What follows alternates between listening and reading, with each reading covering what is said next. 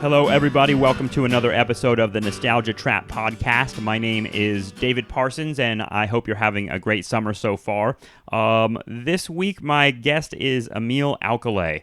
Ammiel is a professor of English at the CUNY Graduate Center, but somehow that doesn't really accurately describe all that this man does. He's someone who is known mainly for his work around the Middle East, in particular talking about poetry and politics and how culture and politics have kind of intersected with the way that the Middle East is perceived by people from outside the Middle East. He's got a ton of really incredible interests and pieces of what he's done as both an academic and as a historian and an activist. When I sat down to talk with him, he had been just that morning at the sentencing of Cecily McMillan, who was an Occupy Wall Street activist who was assaulted by the NYPD and somehow ended up being charged with assaulting the NYPD herself. And her case was kind of an important one as we descend further into a disturbing Israelification of United States police, as Ammiel puts it at the beginning of this interview. So he's someone who's was involved or is involved in a project called Lost and Found, which seeks to basically create an archive of primary sources surrounding the lives of several important American poets of the new American poetry of the middle of the 20th century. He's a historian, an archivist, a poet, a translator. Ammiel has a wide set of interests, and he's a fascinating guy and someone who's always there to advocate for us as students and to advocate for the larger poetic community. And he's just an awesome guy all around. So I hope you enjoyed this conversation with me and Ammiel Alcalay. You can find more episodes on iTunes. You can go to facebook.com. You have to put the .com at the end of Facebook or else it won't work. Go to Facebook and like the Nostalgia Trap page. Go to nostalgiatrap.libsyn.com for all the episodes downloadable onto whatever device you've got. I'm also on the Stitcher Radio Network, so check that out. And enjoy this episode, and we'll see you again next time on the Nostalgia Trap.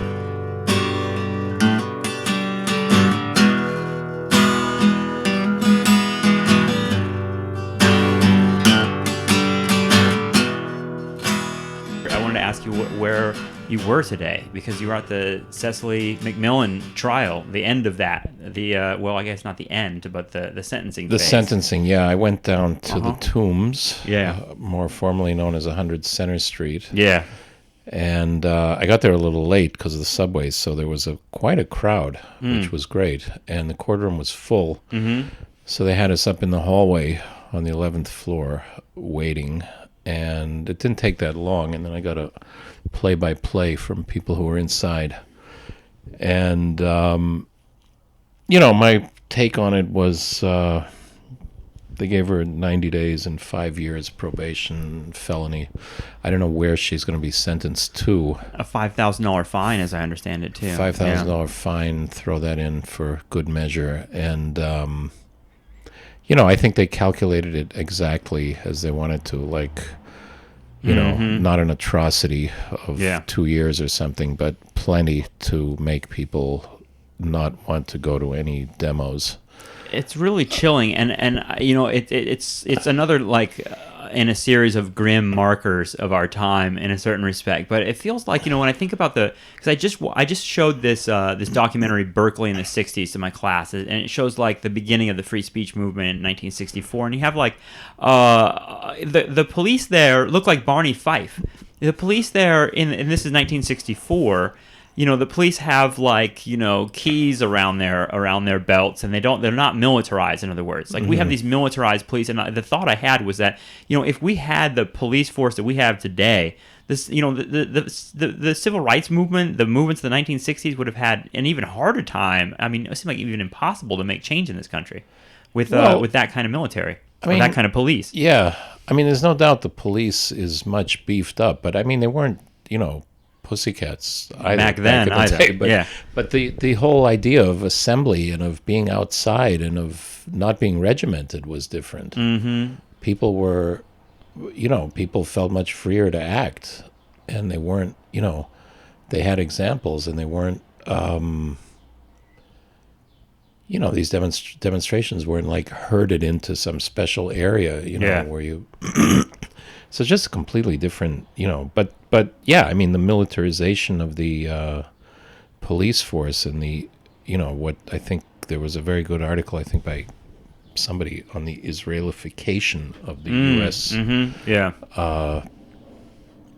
Of the policing is it's like the civilians are treated as intruders. It's like that seems to be the case. And that's something that you seem to have at least on the Israeli part of that, you spent your life kind of thinking about these issues in that region of the world, and in particular.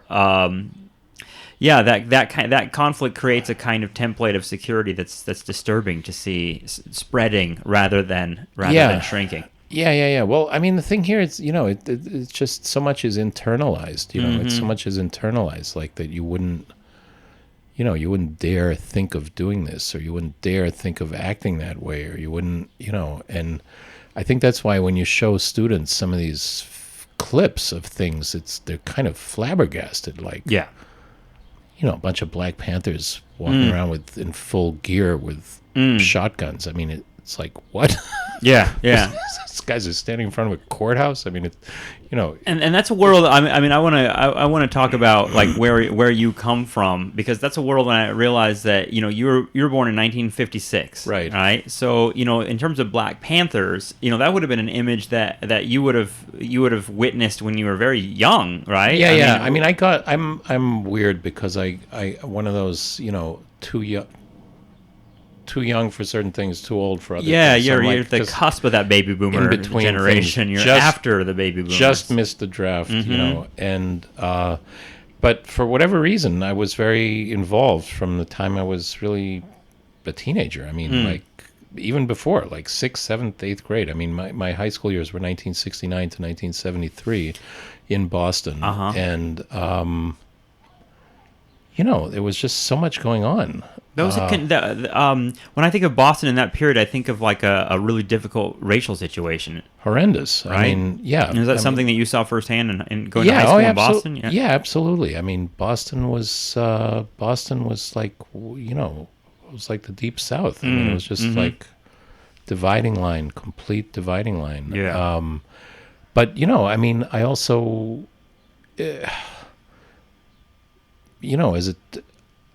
as a teenager, I would go whenever the Black Panther Party paper came out, whatever day of the week it was, I would go to the guys who were selling it and hang out and talk to them and read it, and people would gather and discuss and argue, and it was like you can't even imagine that type of a scene. Where do you think that political orientation comes from at a young age? Were your parents political?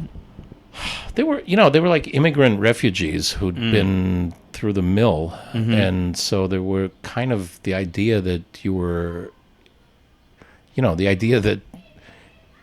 safety in the world was probably contingent on a lot of other factors. Was very evident. So growing up with stories about escaping fascists and where were they escaping from? They were both from then Yugoslavia, and ended up in Italy, and hiding in Italy, and stayed in Italy after the war until 1951. But so that was just a very, and plus, I don't know, my father being a painter, and kinds of crazy people around the house, and having family friends like Charles Olson and Vincent Farini. When were you introduced to Charles Olson? Because I know. I was a kid. I mean, I was. And why was he in your house? Because he was a friend of the family. Okay. Because we used to go to Gloucester in the summers, and he was a good friend of the family. And so it leaves an impression. Yeah. These things leave an impression. Yeah, of course.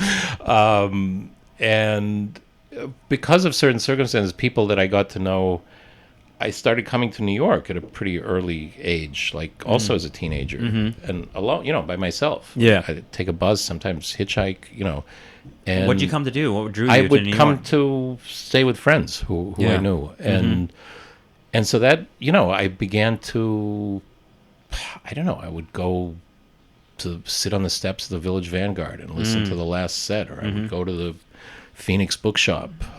Is this in the early 70s? This is in the early 70s, yeah. Yeah. This is in the early 70s. And then, even, I mean, I probably started like in 68, 69, coming down. So what was your, and that's prime Vietnam War time for me. When I think about, that particular era, it's hard to get away from the war being like kind of a total experience. And, I was just talking to Claudia about this before you came over, was that, my father did not go to the war. He was in the Marines during the war. Right. And even though I was born long after the Vietnam War, I was born 3 years after the Vietnam War officially ended in 1975.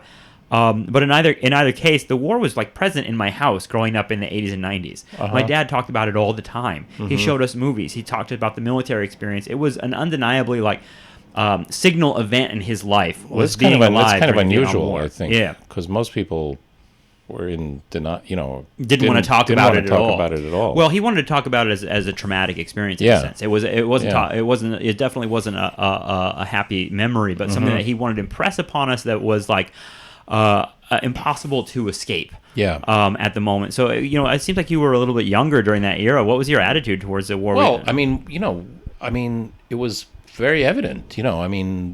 We shut down our high school during, moratorium days.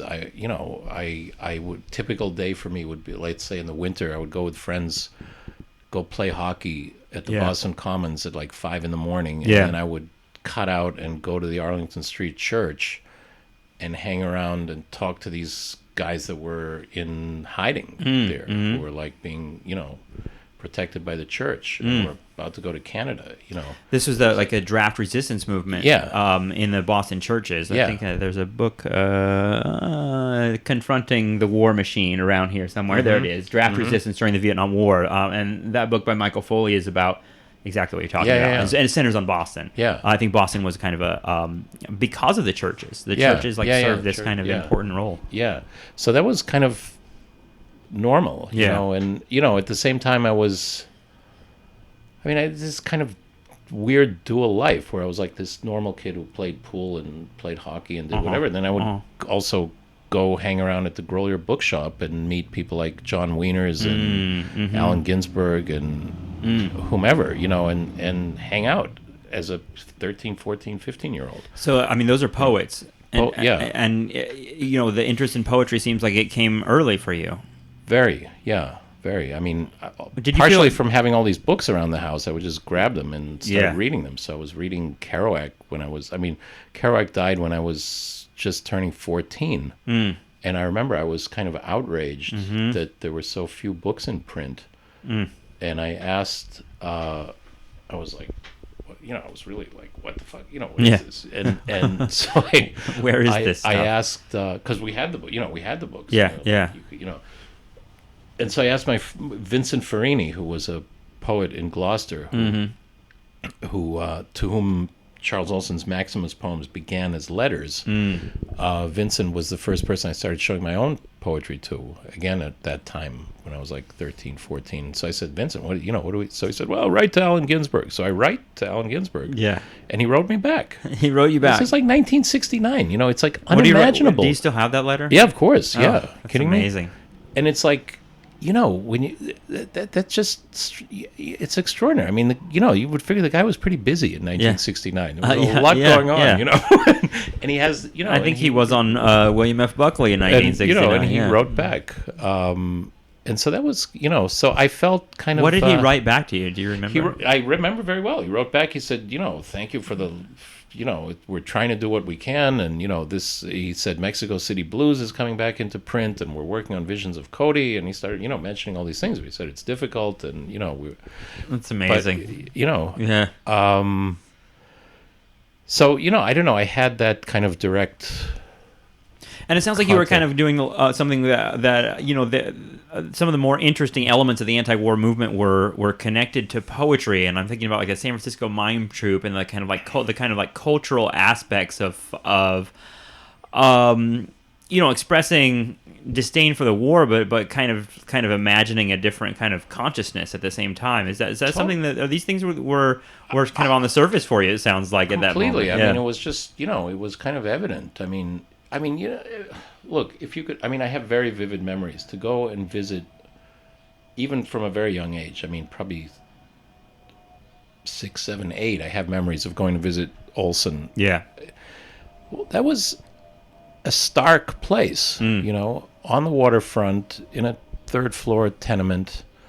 I realized this guy is not.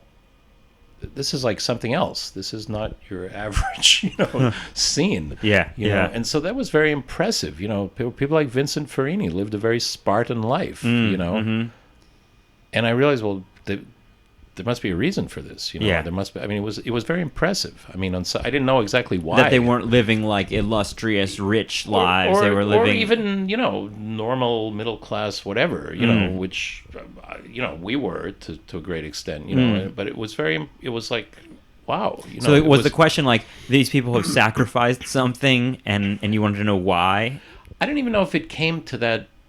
That's something I probably figured out much later. But it was just. It stood out. Yeah. It stood out. It stood out as there was an intensity to that was very striking. That was very striking.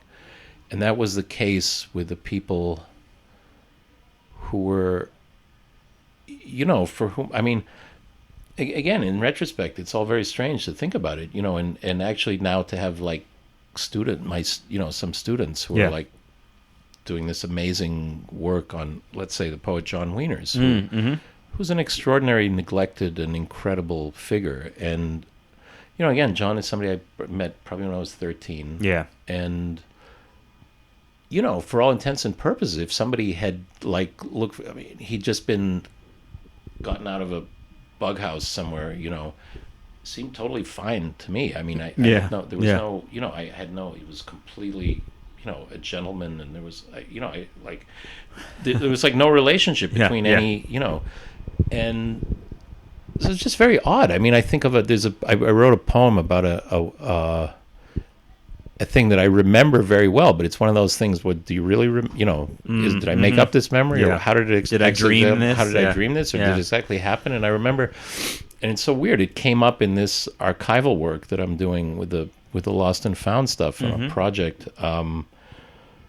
There was a reading at the Charles Street Meeting House, which is on Charles Street in Boston, and I remember very vividly because I was a photographer. I took a lot of pictures. Yeah. And I have pictures from that period, 69, 70, 71, especially of musicians. I took a lot of pictures of. I have pictures of Jimi Hendrix, of Nina Simone, Hugh Masekela, Sun Ra, B.B. King, you see James all these people? Cotton. I saw all of them, yeah. I hate you. That's amazing. But it was like, you saw Were you them. working for anybody, or you just like doing doing this? No, I was just this? doing it. No, I sold some of those photographs, actually, of Jimi Hendrix. But anyways, so I had these pictures from this reading, and there was like Anne Sexton and Denise Levertov and John Wieners and few other people, and I would ask people around Boston, do you remember this reading? Like, what the hell was it about? And nobody said, I don't remember. No, it didn't happen, or whatever. And I'm working on this project with the poet Joanne Kiger, who's in on the West Coast, and it was letters to and from her, and she sent me at some point in this editing, she sent me this letter to her from John Wieners, February 1970, where John says, we did this great reading the other night for the Chicago 7, at which I read with Denise, and I go, okay, there was a connection. There was a reason for that reading, and I didn't know what it was. I couldn't remember. And that's kind of like how everything, like that's just what was going on. It wasn't like you didn't like go to a demonstration. You went out, and you ended up, being involved in something. Because you went to a certain park, or you go to Cambridge and something happened and people got dragged this way and you just followed, or there was something going on. It wasn't necessarily even like any kind of, just very different. And it's amazing that that's your experience of basically high school. It sounds like. And so school. What do you do after high school? Having like. Well, that's interesting because. Because I mean, did you feel set apart for being that into poetry and being in that world? I mean, poetry was definitely more of like, in some respects. I mean, in some respects, it was more of a popular form. In some respects. Yeah, I don't know if some. I mean, I'm. However that gets defined. I mean, I'm somebody who, I don't know, never really separated themselves from anything. In the high school that I went to, which had something called the manual arts building. Okay, so I took, because I loved it, I took auto shop, I took woodworking, I took printing, and so I had those skills. I did auto body work, did auto mechanics so I was very, it was like, I don't know, I always saw, to me, the poets that I was with were like other people who had certain kinds of expertise. Yeah, they weren't that, they were, it reminds me of like William Carlos Williams, like being a physician the whole time. He's writing. Is that? But that, in other words, he's a writer and he's a poet, but at the same time, he's also a person in the world, and like isn't so separate. It didn't. Never felt particularly, So I don't know. I mean, but particularly after, I mean, I got out of high school in 1973. College was not in the works in any sense. Why not? Well, I barely went to high school. I mean, I was just AWOL. Pretty much. And it's a miracle that I graduated. I mean, it took some cajoling and alternative high school that was set up in the high school that passed me in for the bad kids. Yeah, for the kids who were just like hopeless. Yes. And so I worked. I lived on the Cape. I was truck driving. I was doing all kinds of stuff, but I was always writing. Yeah. And it took a long time to understand, I guess partially because of that age that I was and having those very formative experiences at that early age, but not really being able to fully process what the hell they meant in a larger sense. It took me a long time. Like I have this novel called Islanders, which basically most of that material was written from around 1974 to around 1978, but I didn't really gather it until like 2008. Wow. I mean, I had it. You had it on paper somewhere? Yeah, I had it all, and it was. I knew handwritten or typed. Typed. Yeah, typed. And weirdly, I studied for some time and became very close to novelist and poet Gilbert Sorrentino. And there was a note from Gil on one piece that ended up in that book, where he said, "This piece is so strong, it's almost like you need a novel around it." And I realized I had all these pieces that were kind of like Winesburg, Ohio, kind of, juxtaposed pieces, but I didn't really know what they meant until I kind of figured it out. And when I put it together, I realized this was fucking bleak. This period of like 1975. Just like post-high school period? Post-high school, end of the war in Vietnam. Yeah. It was bleak. Yeah, I think of it as a bleak time. Those were the years. I was born in '78. So I often think of the period of time that I was born, both in like my family's history and in the wider history of the United States and the world. That's a very bleak time. It was very bleak. This is the Malaise speech period from Jimmy Carter. Right. Even he sensed it. Right. Right. And what made it bleak to you when you read back? Well, that it was stuff? just, I wasn't really. I mean, I was describing the people I knew, and the lives they were living, and they were pretty bleak. Yeah, And then I realized, well, some of these people were actually vets, and some of them had kids who were killed, and some of them, and it was just kind of unspoken. It was like, I mean, I talk a little bit about it in. Just got a copy of a book that I'm super proud of being a part of, which is a book of essays for Bill Earhart, W.D. Earhart. And at the end of this book of essays, A Little History, I talk about the burden that some of the vets took on, and some other people, the burden that they took on of dealing with the shit that they went through and the kind of implications of it, hardly went beyond them.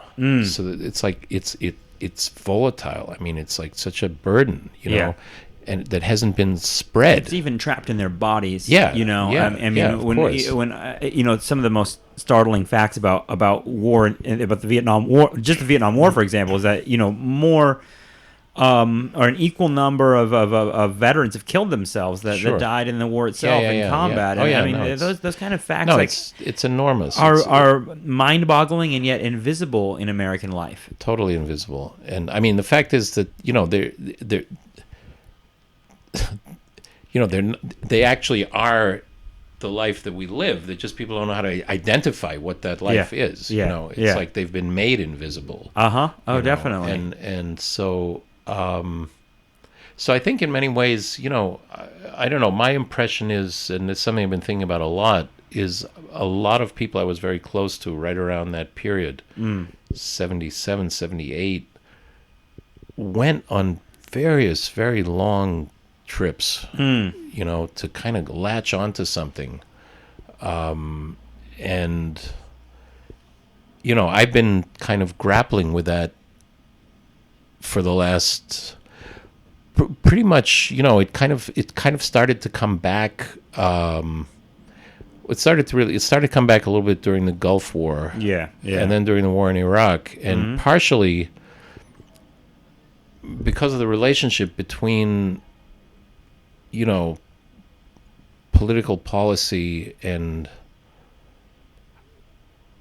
what kind of a story is being told, or what is actually happening. I mean, if you look, you know, the covert wars were from 75 to 90 to the Gulf War, and the Gulf War is the first time when you get troops back out openly.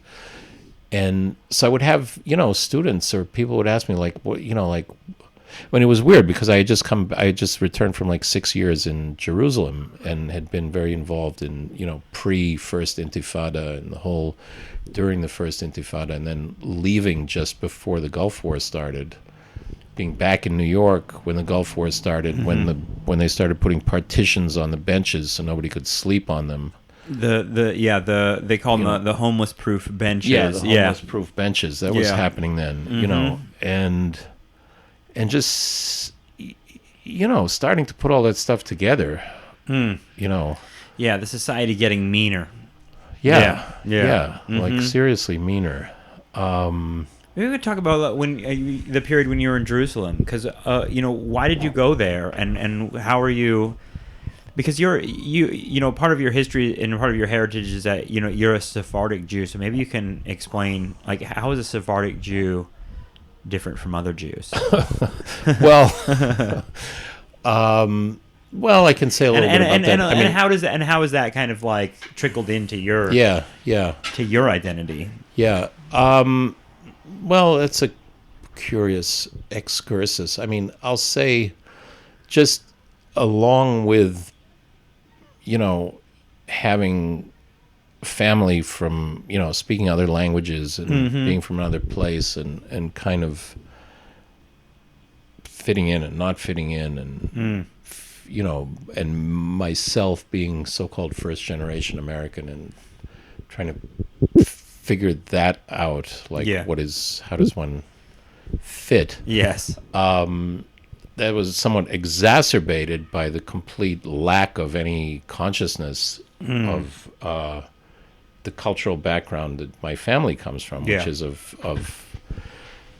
I mean, if you go back far enough, a family that had actually, you know, probably emigrated from Iraq in like the 11th century to Spain, and then was dispersed around the Balkans during the Inquisition, and maintained very much that identity. You know, all the older people spoke Judeo-Spanish, and, you know, and so that was kind of, you know, around. or phrases at least in my ear, yeah.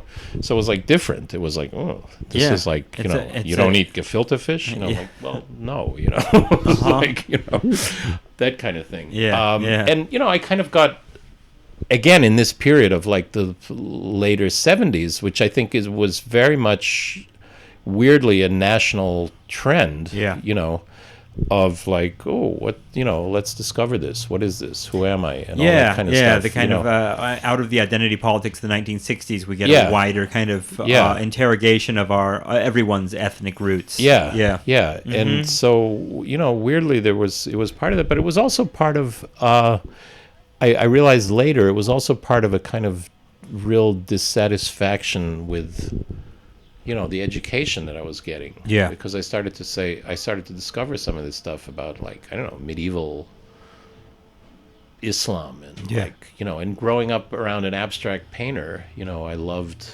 that, non-representational forms of art, and so I got very interested in all that stuff, and so that was partially the first time I went in 1978. The first time I went to Jerusalem was actually to visit this great uncle who was like the last remaining member of that part of the family, because a lot of them had been killed in the Second World War.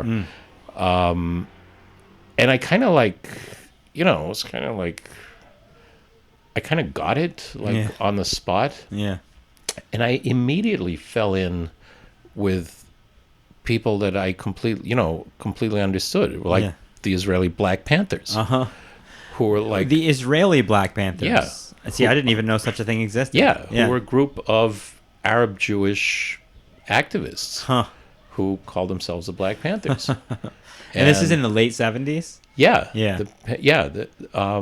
And when you say you went over there and you got it, what do you mean by? I mean, I got the idea that this is fucked. I mean, that there's, and so I was lucky in that I didn't have a lot of baggage in terms of any kind of like American Jewish education or any of that.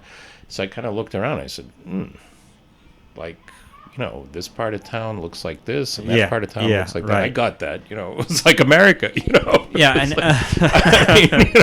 I can understand segregation. I'm from Boston. It was like, okay. And it was, It's incredible to me that, you say, like, you understood the, like, apartheid-like situation there. Because that, John Kerry got in trouble, like, last week, 2 weeks ago for like, just even hinting that, like, the place could become an apartheid, maybe in some fantasy. And, like, he had to, like, kiss the ring after that. And it was just really incredible to see, that's, how little you're allowed to say about that situation. Oh, no, you can't say anything. You can't say anything. But, that was kind of great because, that's part of, I mean. So, I mean, how did you end up back in school? Because, I know you primarily as someone from school, someone from academia. So, how did you find your way back in? Well, first of all, I ended up going to college. I was taking these classes with Gil Sorrentino in like 75, 76, 75. And at a certain point, Gil said, like, you can write, you ought to really, like, learn something, more substantial. I mean, not substantial, but in that sense. So that your writing will have more weight to it? Is that what he meant? So I had all these friends who were, somebody was at Hunter, somebody was at Brooklyn, and so for some reason I went up to City. You're living in New York by now? Yeah, I was living in New York by now. I was still trucking back and forth from the Cape, but I was basically here. And there was a little trick. You could register as a quote-unquote night student, school for general studies, without any entrance, anything. You just paid the credit fees. But you could take anything. So that's what I did, because I just couldn't. The good old days. I couldn't deal with anything. I mean, my SAT scores were horrendous. I mean, they were just ridiculous. So I did that, and then in 1978, I won a little bit of money in this writing contest. And my first impulse was quit school and leave the country. I'm rich. Which is what I did. But coming back to school, when I was in Jerusalem in 78 to 80, I got very interested in, I loved real scholarship. I Yeah. loved this shit that you really just, learned about. I mean, Yeah, and I was delving into it. And then Uh-huh. when I came back, I realized that, it would be very difficult. I didn't, there was no, for what I wanted to study, there was really no place. I would have to kind of invent it. There was no place, no particular place to do it. And when I looked at the kind of conventional situations, like I looked at Jewish studies, and I remember I got an application from Columbia, and I remember taking it out of my mailbox and walking to the garbage can on the corner, and tearing it into shreds and throwing it away and saying, "Okay, that's not going to happen." Relief. Yeah. And that same day, I went up to 42nd Street to the Graduate Center because I had been reading this guy as a poet and as a translator, Alan Mandelbaum. And I said, all right, let me just go see this guy and see what happens. I literally go knock on the door, and he's there, and he gets me in his office, and we blab for 2 hours. And he basically marched me down to the office and said, figure out how to accept this guy. So it's like, another planet from the one we're on, and that's kind of what happened. Yeah. And so I got in to the PhD program in Comp Lit. And at the old Graduate Center. At the old Graduate Street. Center on 42nd Street, and proceeded to, basically I was kind of like a medievalist. Yeah. That was my formal training. What does that mean to be a medievalist? Well, I studied Provençal, and I studied, I did Dante and Boccaccio and Petrarch. I did Italian and, Old French, and read the Romance of the Rose and all this stuff. But I was constantly working on this Hebrew and Arabic stuff at the same time. And Alan Mandelbaum happened to be from the family of Mandelbaum Gate in Jerusalem. He was an old Jerusalemite family whose family had left, I think, in the 1920s. Right. And his father was, I think, kind of an itinerant scholar of some kind. And so he actually grew up in a Hebrew-speaking home. So he knew about this stuff, which was insane and great. And he had no kind of ideological, it was such a piece of luck for me in retrospect, because he just had the perfect, and Alan had basically kind of left the country, I think, during the Vietnam War and gone to live in Italy out of revulsion, and, so it was just, it was extraordinary, and so you worked with him primarily? I worked with him primarily, but I worked with other people too. Yeah. I mean, and I was a tough case. I did not want to finish. Yeah. I really did not want to finish. I mean, I'd gotten a Fulbright to go back to Jerusalem in '84, and that stretched into close to 6 years. And that's when I did the bulk of the research and work that went into After Jews and Arabs. Okay. But, 87, 88, I really didn't want to.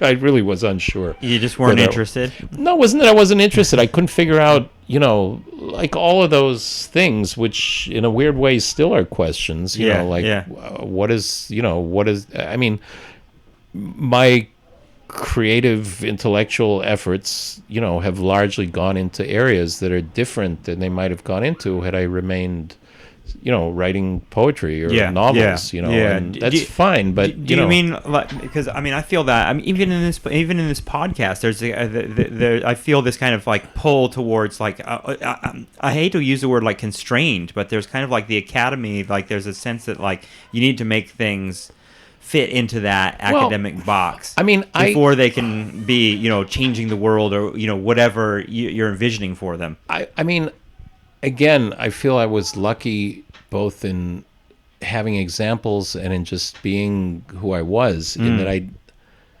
I never went for any of that. I mean, I never did. I can reveal it now. I don't think I ever submitted a peer-reviewed article. Ever. I mean, I was a writer and a scholar and a translator. That gives me hope, because I haven't either. I just didn't buy it. I didn't buy it, and I was doing, and the work had enough. It was tough to argue with my position, because this was not lightweight stuff that I was doing. It was.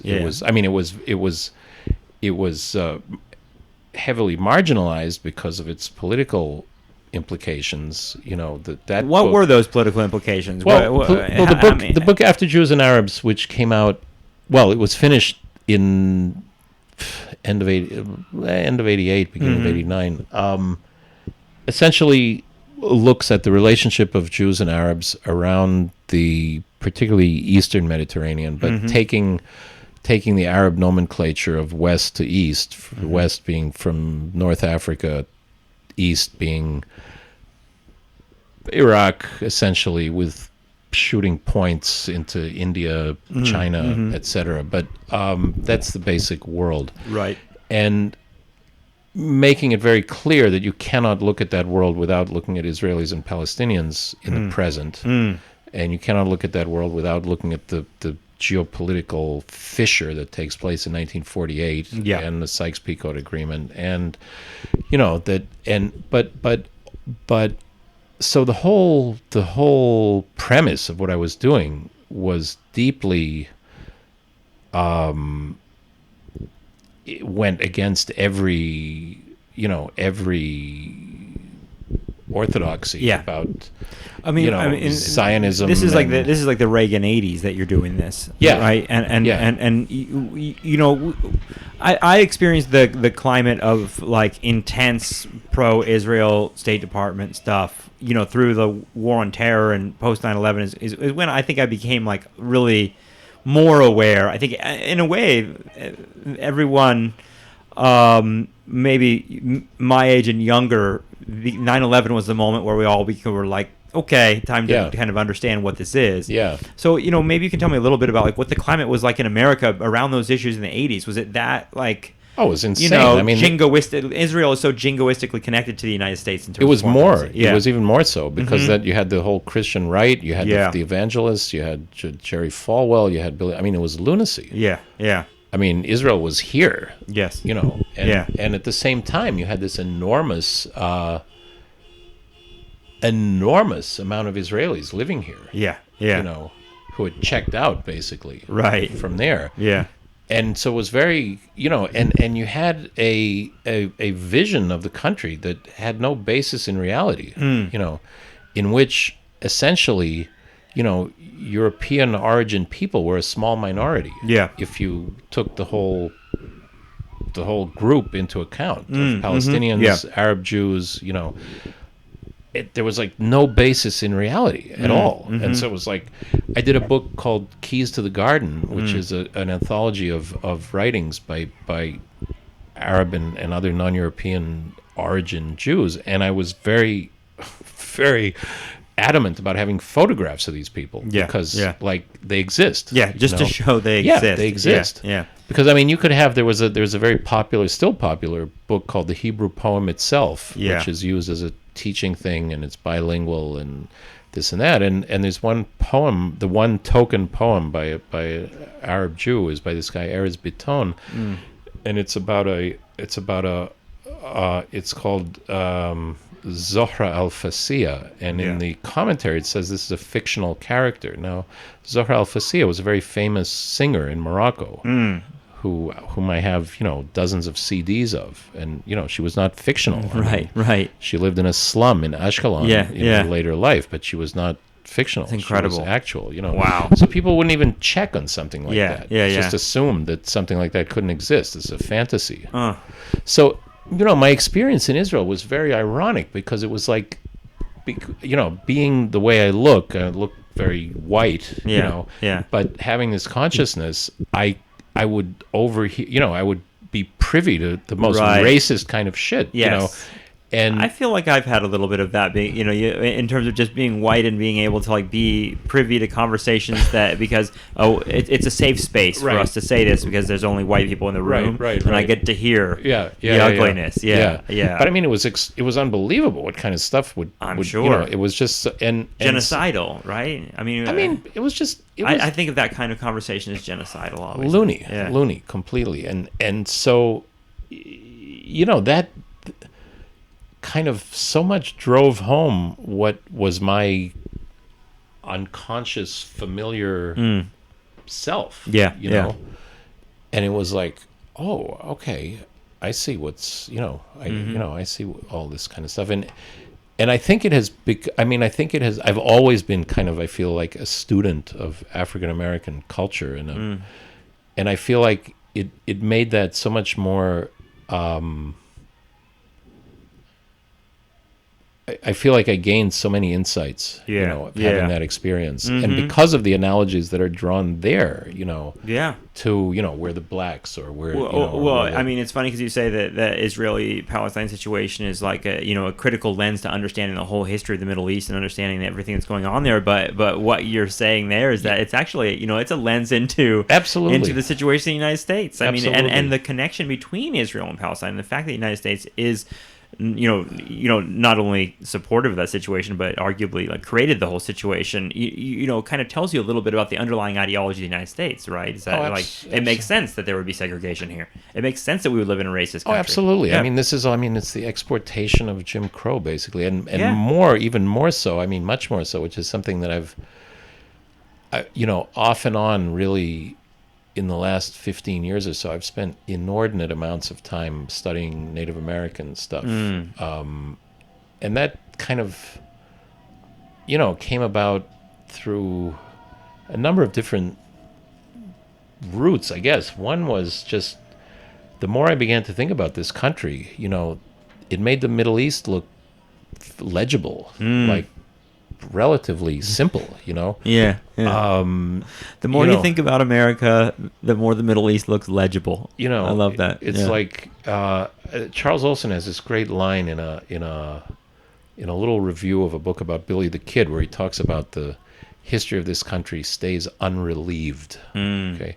And that pressure, that's what I was talking about with the veterans, that pressure is so evident everywhere, and it's like it continues to flabbergast me and amaze me in the most progressive, high theoretical, highfalutin, critical race theory bullshit. Indians do not exist, basically. They do not exist. And all the categories and all the legal precedents are set between settlers and Indians. And to not, grasp what that's about is just like mind-boggling to me. And not only just, because the whole country is built on a mythology of domination that that action that you're talking about, that cultural erasure, that genocide, whatever you want to call it, like we get our feelings of goodness about America from that act. I mean, that's what's so fucked up about living in this country, I think, is that we're living on a country that really is built on genocide ideologically. Well, I mean, it's... And that sounds like such like ridiculous left-wing hyperbole, but like... Well, it's when you kind really of, it's get kind of, down in to a weird way, it's worse than that. Yeah. If I can put Right. it that way. Yeah. Because it's there's certain perversions about it that are I think we're far from grasping just some very basic things. And I think there are people who there's a great quote that I always use, which I can paraphrase, by Jimmy Durham, a terrific artist, and also he was also very involved in AIM, and he was actually the AIM representative to the UN at a certain point. And he talks about the invisibility and the lies of the invisibility is the reality that we live in. Yeah. Which very much reminds me of that amazing quote in the outtakes of Sir No Sir by Joe Urgo, where he's talking about meeting these guys at the airport and saying, well, there's a content to our forgetting. That's just fantastic. What an insane and beautiful way of putting that. That's There's just a fantastic. content to our forgetting. Yes. And to me, why I'm drawn to the these forgetting is the act. Is the content. Yeah, I mean, and so, who are we at all? I mean, what is this thing? And so that's why I'm drawn. To me, these poets, particularly the poets of the 50s, 60s, up into the mid 70s, are people who, in that Cold War classification of knowledge and all of that crap that, the living within the national security state, these are people who exited and were actually our greatest thinkers. Yeah. Our greatest conceptual thinkers. Yeah. I think, you have to go to Robert Duncan and Charles Olson and Amiri Baraka and Diane de Prima for thinking. Yeah. And they help us think our way out of this mess. Yeah. I mean, the last thing I think I probably read from that group you just mentioned is Diane de Prima's Revolutionary Letters, which I go to a lot because, I mean, it feels so fresh and so. I mean, it feels like it was written tomorrow. Yeah, you know what I mean. It feels like it was written next week. And I think I feel what you're saying in a sense as that period. And it wasn't them that were like so special. It was the time that they were writing in, the context that created them in a certain respect, and like that kind of interplay between the context and the writer is what produced this kind of fantastic guide for us. Because the revolution, whatever that moment was in the 60s and 70s, didn't go all the way. I mean, I don't know where you're at with that kind of political outlook, but the world didn't flip in that direction. I mean, we're still in the nightmare. You know what I mean? It feels like those artists did provide somewhat of a path for us because the nightmare is still very present. Well, the other thing to just think about is there's a fantastic, superb, brilliant exhibit going on right now at the Brooklyn Museum, which was co-curated by Kelly Jones, daughter of Hetty Jones and then Leroy Jones, on arts and the civil rights movement. And what's brilliant about it is they don't differentiate between, it's not racially defined. You got Frank Stella is in there with a painting dedicated to Malcolm X. Yeah. And you look at it and you go, holy shit. Yeah. Wow. Yeah. How amazing, Right. And it shows the pervasive nature of how people were processing this stuff and trying to deal with it. And what I would say is, I don't, and again, you're a historian. I mean, it takes a while to deal with this stuff, but just factually, 1950 to 1975 in this country, but also globally. I mean, because I think these works have to be tied to. I mean, I've pinpointed more and more. I've been pinpointing these spots around the world. Where Robert Duncan writes The Homosexual in Society in 1944. 1944, Frantz Fanon is in the French army and he's in Algeria. Okay, 1944, Kerouac meets Ginsberg. I mean, there's a lot of stuff going on. Yes, all over the place. Yeah. Okay. It's so things are happening. There are. Where do you think that comes from? I mean, it's I think like that, the world is the geopolitical, economic, cosmic moment of a world in time is going to elicit certain responses wherever one is, differing degrees, and like so World War II is a fever that produced a kind of viral response. Yeah. I mean, and so absolutely. So I think we're barely scratching the surface. This is one of the eras of enormously, an enormous cultural outpouring, expression. I mean, from bebop to, these are all expressions of revolt, of imagining another world, of commentary. Well, it's an apocalyptic moment as well. I mean, this is a generation that's raised, getting, having drills to get under the chair when or get under the desk when the atomic bomb goes off. So, it's kind of a cliche to think about the generation that way. But it seems like it seems profound to be living, to be living in a period of such like profound technological abundance, right after World War II, with the United States at the kind of forefront of like global power, but also that we're talking about having nuclear bombs and that the end of the world could come tomorrow. Seems like that's going to drive, some reaction from the population. Yeah.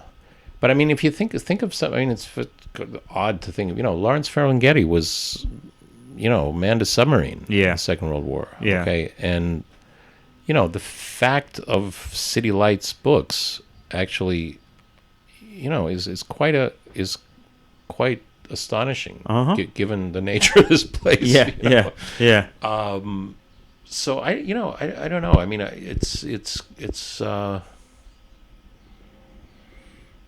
yeah. I don't know. I don't know exactly how one. Yeah, I mean, it seems like with the lost and found thing. Maybe you can talk a little bit about what your mission is, because it seems like a little bit of what lost and found is a little bit of recovering those voices. Well, it's and not only those voices, but a particular kind of like channel or frequency of those voices. Yeah, it's definitely about channeling and frequency and transmission. It's as much about forcing the students into relationships and confrontations that are, less mediated, and that will, make them think about what they're doing. Yeah. And for whom. Yeah. And why. Yeah. Okay. And it's not that the material is secondary. The material is not secondary at all. It's very much a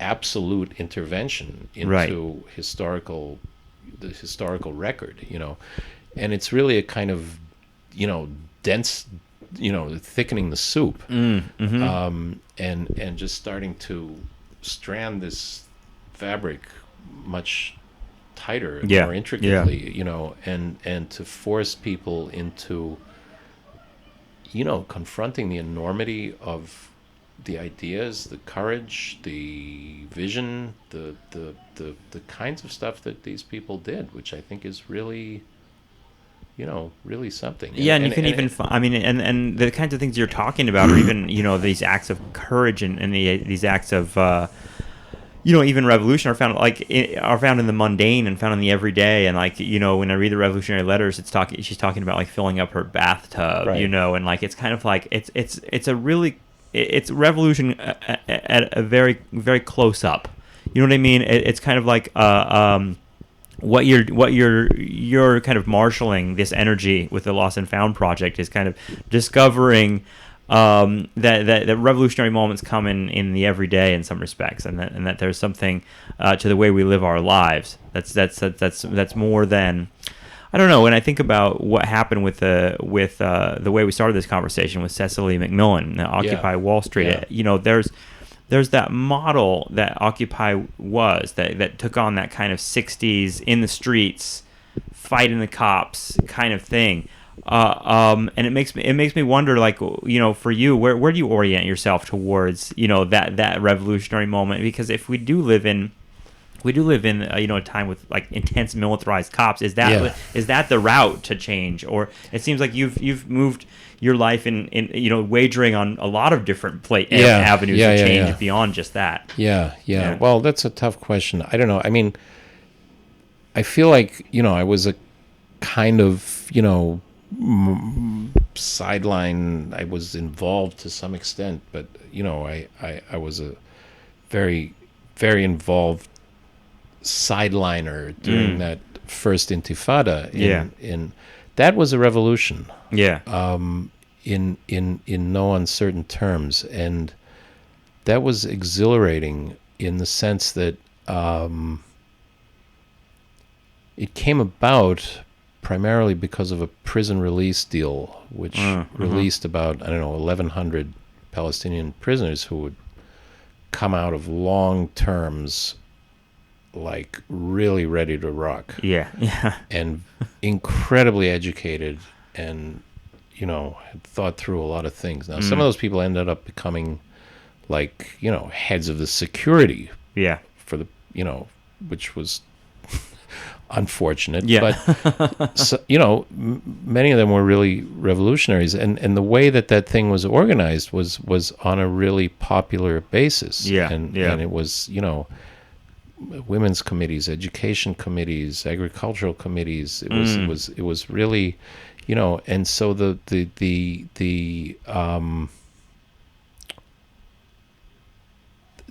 that example of Palestine is not a joke. I mean, it really is it's not symbolic, it's representational of a certain kind of thing that this technological world would want to annihilate. Yeah. And I'm not romanticizing that in any way, I think. And so I think that was a huge defeat. That was a huge defeat. Oslo was a huge defeat. Yeah. The fake peace was a huge defeat. It leads to the Gulf War. The Gulf War, people forget that the sanctions caused more death than the war in Iraq. The sanctions were described by the United Nations as genocidal. Yeah. And and that Iraq led to, the kinds of things that happen in Bosnia and Rwanda, and the idea that these absolute divisions, this identity apartheid kind of division, which seems to be a mode of being that the world is kind of operating under. That you have your these type and those type, and so that has become the political language. Okay. And so we've globalized Jim Crow now, in a sense, and what that stuff I struggle with a lot. Claudia and I talk about this kind of stuff a lot in terms of like human nature and in terms of like evolution and kind of like, why is it that what element, what archetypal element is being expressed by humanity with those with those gates and with those barbed wire and with the guns and with the checkpoints and with everything that we kind of think of as the iconography of fascism. It's I know these are huge questions, and I know these aren't like answerable questions, but it seems like something that that's why I think as much as I'm not an expert on in the poetic fields, I'm attracted to poetry, I'm attracted to art, I'm attracted to the aesthetic, because it feels like those are the areas where I can actually explore those issues and uncover them. And I don't know, it seems like that there's work to do on many different fronts, and it seems like work that you've been doing most of your life in different respects. I just want to thank you for sitting down with me. Sure. And it's great talking to you. Yeah.